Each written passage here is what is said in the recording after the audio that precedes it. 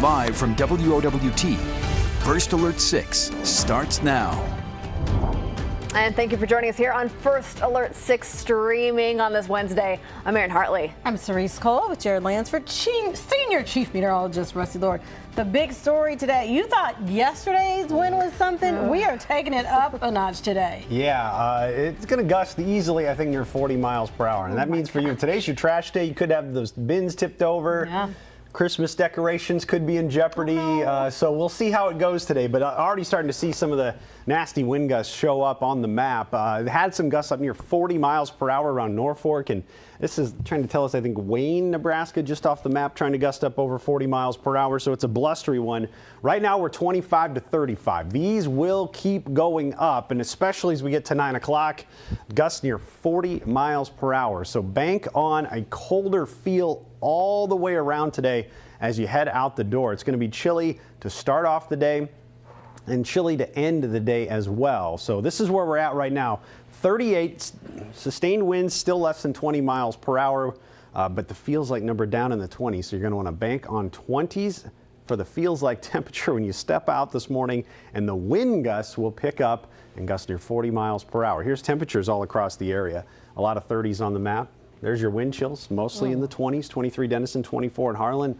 And believe it or not, it's going to be even colder tomorrow, the way things are looking. Yay. All right. Everybody's happy about that one. We got some clouds that are producing some snow showers to our north. We're missing out on that, so I guess that's the good part. But some wind is really going to pick up and dive in from the northwest. The latest high wind warnings just outside of our area. That's the orange shade you see here. That's where the strongest wind gusts are now, and that's where they're going to be. So we'll continue to see those be an issue as we go through the course of the next several hours. Let's get a look at the forecast wind gusts here, because what'll end up happening, all right, there we go, by 7 o'clock, you can see where those gusts are right now, lining up pretty well.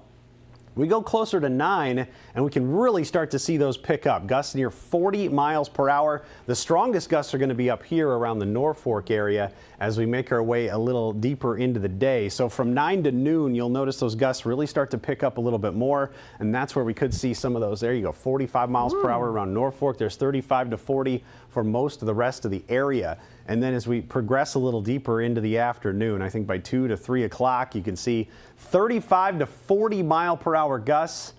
And then by 5, the wind backs off a little bit as the sun sets, so we'll be gusting to near 25 miles per hour. Then overnight tonight, I'm worried that we could get another little secondary push of these gusts after midnight, and those could hit, there you go, by about 40 to 45 miles per hour a little bit after midnight. So this is what we're going to be watching heading into the early portion of tomorrow as well, where they could still be gusting up near 30 to 35 in several locations. So you kind of see that was over the course of the next 24 hours.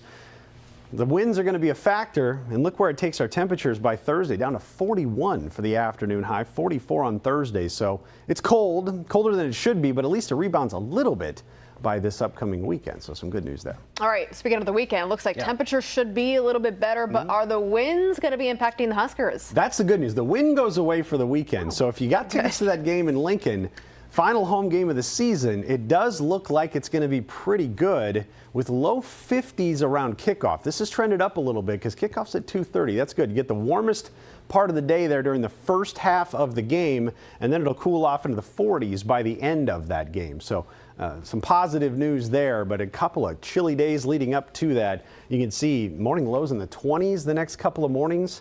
We'll talk about some of those wind chills that we see the next couple of mornings here in just a little bit. There's your 50s for the weekend, but then trending colder again for next week, back near 40 degrees for highs each and every day for the week leading up to Thanksgiving. But right now, no major snowstorms still showing up leading up to Thanksgiving, so looking better and better as we get a little bit closer. Could a small little system develop next week? Yeah, wouldn't be surprised. Maybe models aren't picking up on it yet, but right now, no monster storms that are going to cause problems. Just leave it the way it is, Rusty. Don't touch it. I won't reset anything. Don't tinker. That's not how that works. I'll be picky. Let's turn the temperature up a little bit. Well, if we could do that. Yeah, we could do that. Dodge. All right, turning to traffic now. There is a crash near campus, UNO. Yeah, it's just east of there as you're making your way past Dodge. Okay. So if you are somebody who's maybe heading from around UNO along Dodge and then you like to turn over to Farnham, that's where we got the problems. And that's at Farnham and Happy Hollow where that meets, where you have that issue. So you can see how things delayed all the way back to Dodge. Now, hopefully that doesn't spill onto Dodge proper. We could really be looking at some big issues if that becomes the case. Right now it's confined to that little triangle there where those roads meet. So keep an eye on that. Keep you posted on any changes as far as that goes. Elsewhere, we are really picking things up on the interstate. Thankfully, it's not showing up with any kind of delays around 72nd, but look at all the vehicles heading through right around 72nd, 84th. As we're making our way through the morning, we'll keep an eye out for any issues. Thankfully, problem-free in those areas at this point. Same can't really be said as you get through some of the busier areas on Dodge, 84th, 90th, as you make your way toward the 680 ramp there. That has held up okay so far, but you can see the delays that are showing up, especially at 84th and Dodge, where we've got both directions running a little bit sluggishly at this point. Doing some improvement on the JFK, a little slow on that ramp to go to westbound I-80. I'll keep an eye on that. We often see some delays that start to develop as we get further into the 7 o'clock hour. But a lot of little specks of yellow showing up on the map that kind of indicates how busy things are, but that there aren't major delays showing up in any of those areas at this point. We, aside from that crash that happened near UNO, have been pretty problem-free so far this morning. I do want you to keep an eye on Cummings Street. If you're going to Creighton, we've had some construction that's happening there, and that has slowed things down at times this morning already, right around 20th Street. So that's an area to watch. It's right where traffic has to merge as a result of that construction, but pretty smooth start for the most part. Just a couple little peppers of issues. Just a pepper. All right. Sprinkling. Yes. Jared, thank you. In the meantime, Mayor Jean Stothart's veto of the City Council's decision to update the city's electrical code still stands. An attempt to override the veto failed. The proposed updates were relating to a new affordable housing development. Stothart argued the changes are unnecessary and would only drive up the cost. Council members did agree to add 56 units of affordable housing downtown near the Flatiron building. A Nebraska man will spend more than 50 years in prison for attempting to shoot at Omaha police officers. Jason McKillop, who you see right here, pled no contest to 6 counts, including attempted assault of an officer. He was arrested back in June after a standoff near 28th and Ida. Officers say he flashed a gun and tried to fire at police. He did surrender after his gun jammed. Prosecutors say he had several outstanding warrants at the time of his arrest.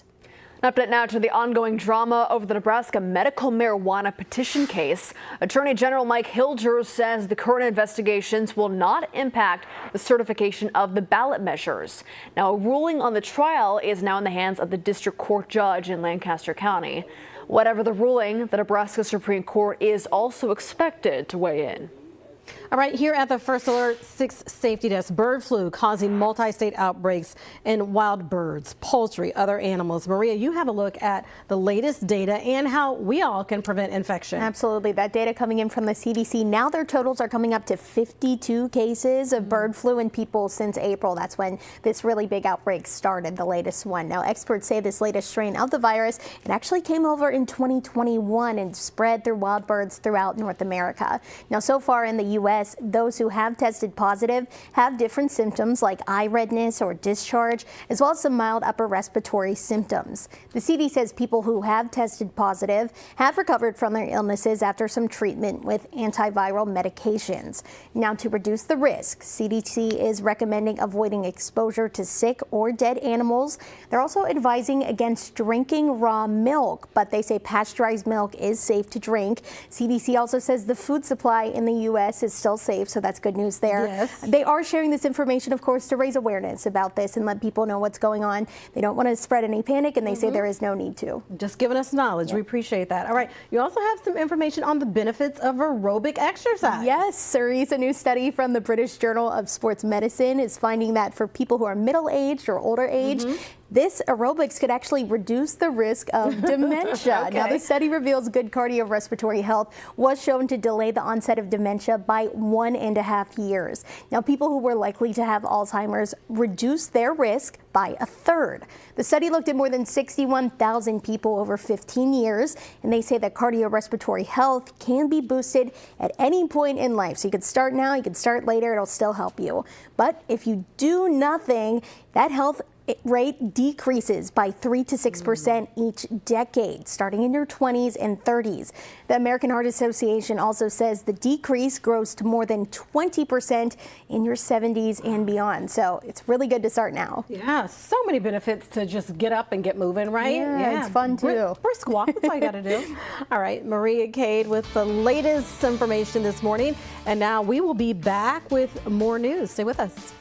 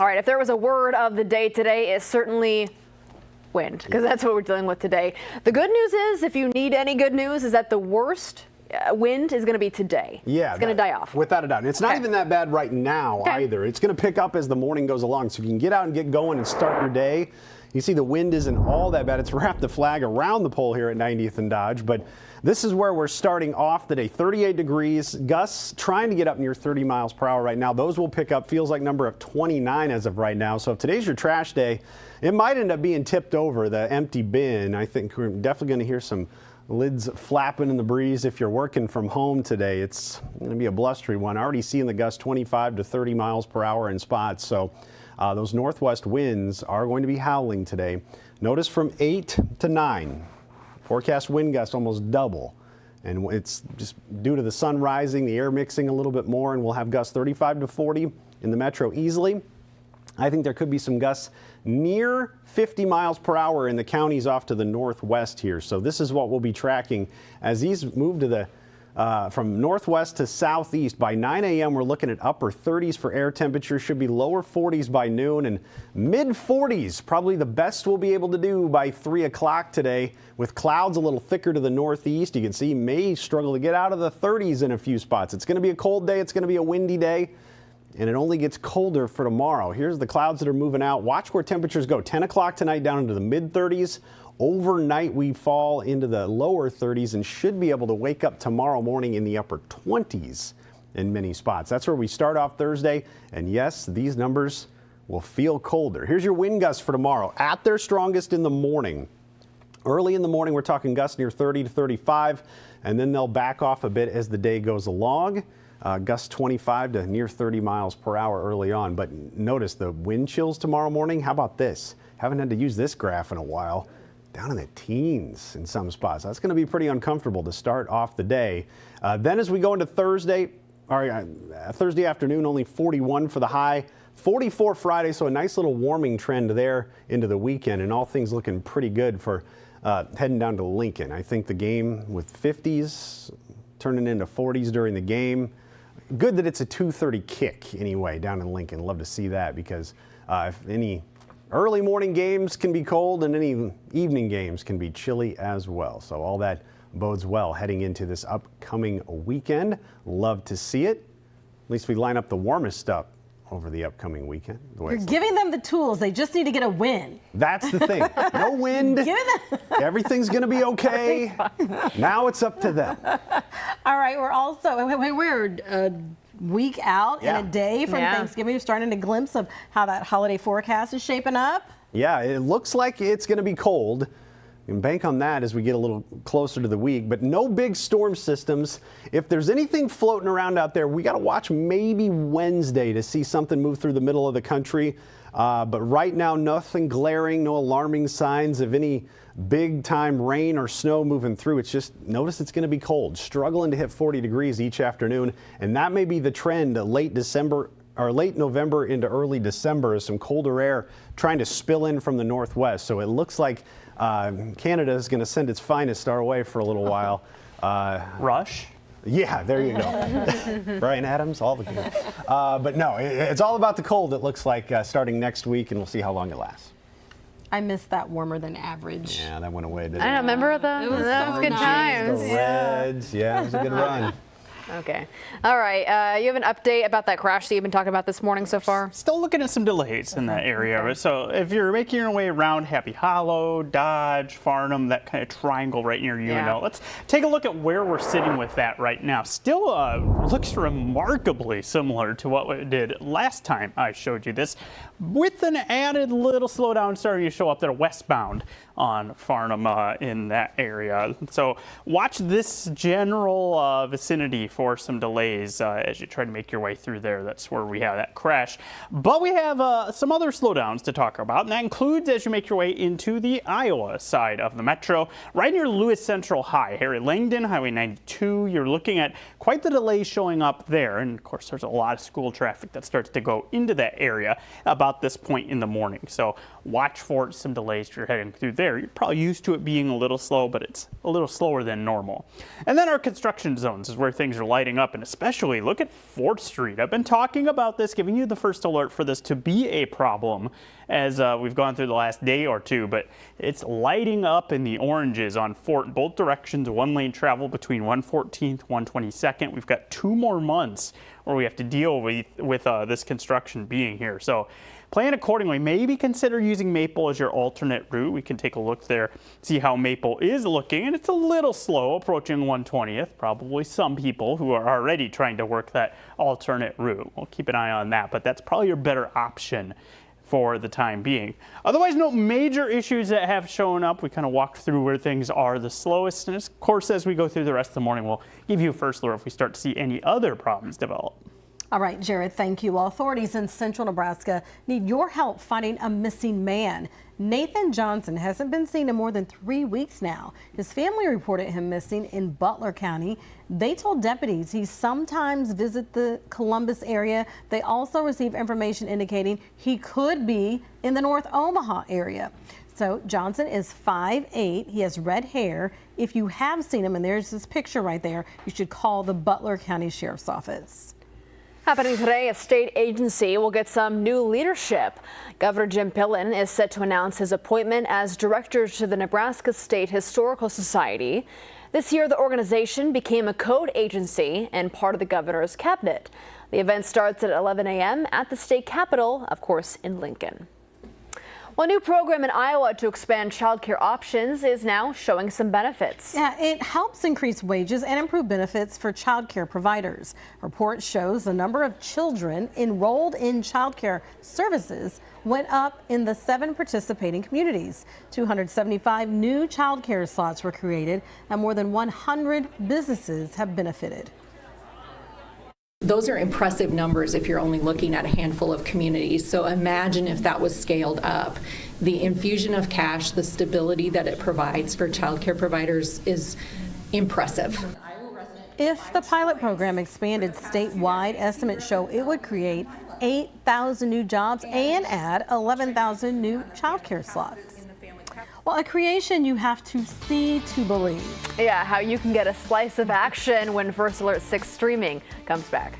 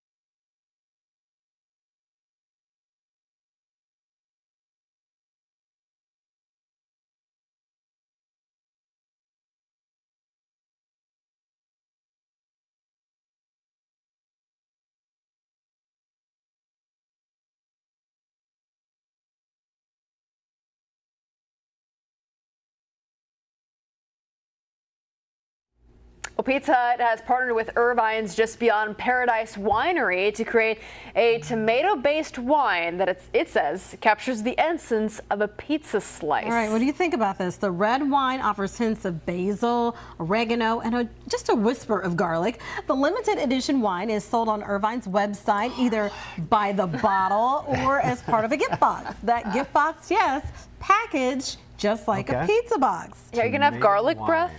That's a good point, Jarrett. Tomatoes a fruit. See, I feel like this could work, or it could end up like V8. Oh, which I like V8. Oh my God. I didn't even think of A that, Jared. splash of vodka in your V8 or I something. didn't think of that. Yeah, is it going to be like a wine consistency? Is it going to be like a thick consistency? I think it would be a wine consistency. That's my guess. I would try it. I'd would try try it. it just because Want to order? I'm so curious. I like Jared just over on the end whispering.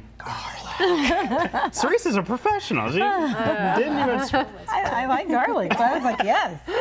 Are we in? Yes, yes. Would you? Should we try it? Let's all go in. We would all try it, we would say. All right. Okay. Thanks for joining us. Time for the First Alert 6 team to prepare for our update into today's show. We're going to give you a bird's eye view while we get ready. You can watch it on the stream or over the air. Have a great start to your Wednesday.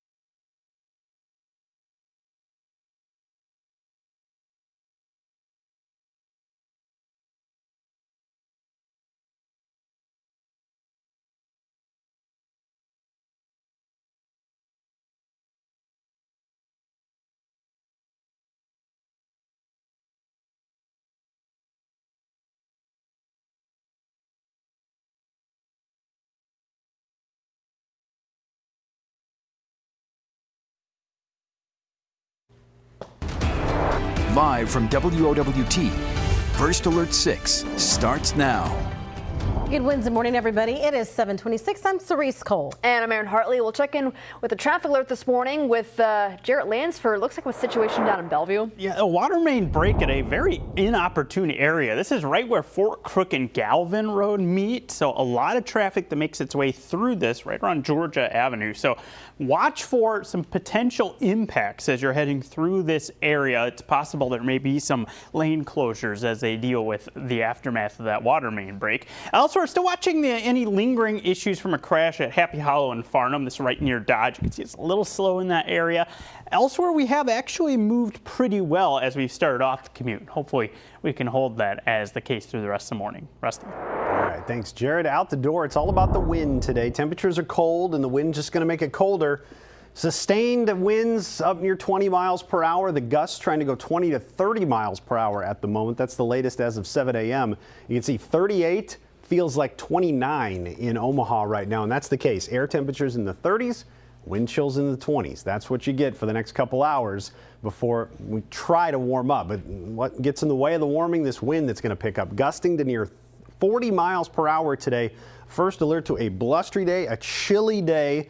We've gone 60s on Monday, 50s yesterday, highs in the 40s today, 45, 46 for that afternoon high with the wind, and at least we're going to have a good amount of sunshine today as well. Aaron? An attempt to override a veto failed. This had to do with Omaha City Council's decision to upgrade the electrical code for a new affordable housing development. 5 votes were needed. They only received 4. It is 7:28, and we are back with another update for you in 25 minutes. We'll see you then.